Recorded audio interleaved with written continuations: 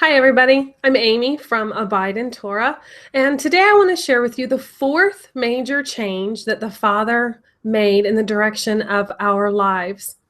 This one happened about 3.5 years ago at the time of the Feast of Tabernacles in September.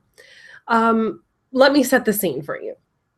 Our family was celebrating the Feast of Tabernacles for the very first time. Now, for those of you who don't know, the Feast of Tabernacles is a time of the year when we build tabernacles or temporary dwelling places outside in our backyards. And we spend time for an entire week out in our tabernacle doing things together as a family. We eat our meals, we read, we just sit and relax, we invite friends, we share times of fellowship with others in our tabernacle. So that first year, we had just learned about this feast, and so we were very unprepared and didn't have time to build anything. So our very first sukkah, or our very first tabernacle, was a blue tarp from Lowe's Hardware stretched over our children's wooden playset. It made a great tent, by the way. And so here were the children and I outside around our little outdoor table getting ready for Bible time. The suggested reading for that day was Leviticus 23. So let me share my screen with you, and I will show you that passage so that you can see the words for yourself. So here, Leviticus 23, verse 1. As you can see, I'm reading out of the English Standard Version. That's this right here. This is the eSword program. Leviticus 23, verse 1. The Lord spoke to Moses, saying, "Speak to the people of Israel and say to them, these are the appointed feasts of the Lord that you shall proclaim as holy convocations. They are my appointed feasts." So I'm going to just tell you this was as far as I got. I got to verse 2. Because there were two things that leapt off the page when I was reading these passages to my children.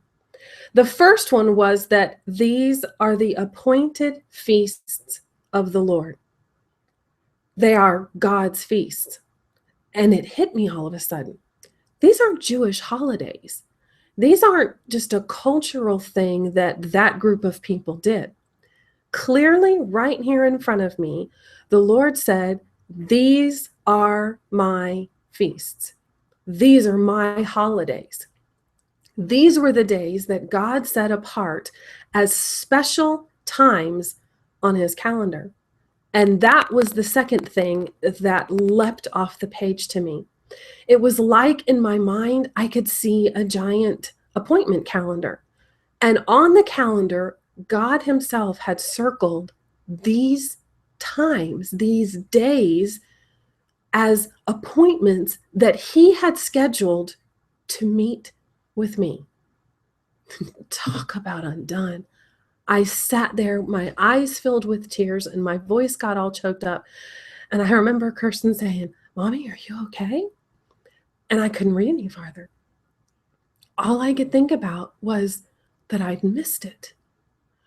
All these years, I had been wanting to spend time with the Father. I had been on a praise team with my husband and I told you about that in an earlier video, that for years we had been part of teams leading worship. And I had stood on the stage and cried out to the Father, "Oh, Father, please come, Spirit, come, dwell with us, be with us, meet us here." And all of a sudden, I could see all of these appointments, these feasts, these appointed times on his calendar where he had scheduled to be with me already. And all I had to do was show up. And so I was just overwhelmed. I was utterly, to the very core of my being, convinced in that moment that I wanted to learn how to do these things. I wanted to celebrate these feasts because they were God's feasts. Not Jewish holidays, God's feasts. So once I got composed again. I started reading, and in that passage, Leviticus 23, God lists out the appointed times that he's referring to. The first one that he mentions is the Sabbath. 6 days you shall work, and the seventh day will be a set apart day, a special day for the Lord, the Sabbath rest every single week. This is one of his appointments with me every single week. Then he goes on to list the 7 that we think of as the 7 traditional feasts of the Lord. The first one is Passover in the spring, followed immediately by unleavened bread, and then the Feast of First Fruits.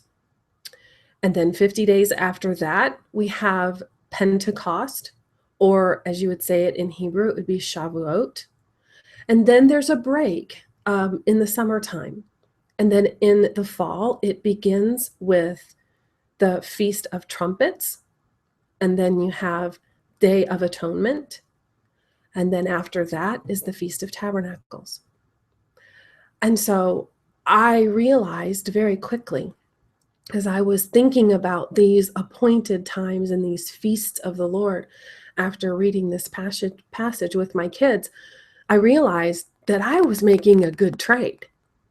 I was going to be able to trade the 2 holidays that I had grown up with, Christmas and Easter, for 7 holidays, 7 feasts where I was able to celebrate the Lord.